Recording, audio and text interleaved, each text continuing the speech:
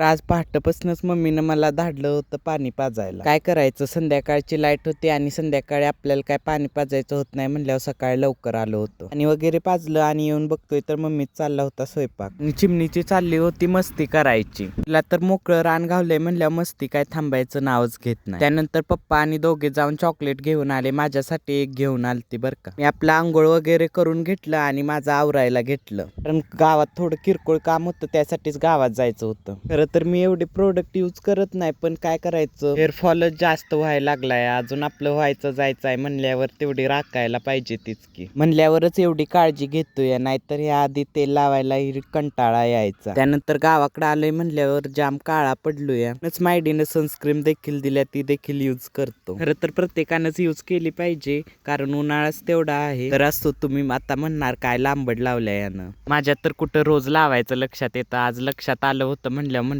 थोडी शायनिंग मारावी. त्यानंतर आम्ही गेलो होतो गावात थोड्या कामानिमित्त, तर आम्हाला दिसली रस्त्याकडेला ही फुलं. मग काय आम्ही पण लगेच गोळा करून घ्यायला लागलो, कारण चिमणीला आम्हाला क्राऊन बनवायचा होता या फुलांपासून. तर चिमणीचं फोटोशूट तर चालूच होतं, मध्ये आला गोळेवाला. काय सगळ्यांनी गोळा एन्जॉय केला, दिवसभर फोटोशूट केला आणि संध्याकाळी ही लागवड आली होती ती उतरून घेतली. कंटाळा तर खूप आला होता, पण काय करायचं, आपली कामं तर आपल्यालाच करायला लागणार. तर संध्याकाळी सगळ्यांनी एकत्र बसून जेवण केलं. तर फोटोशूटचा डिटेल ब्लॉग ही अपलोड केला आहे, कोणी आयकॉन मध्ये जाऊन नक्की एकदा चेक करा.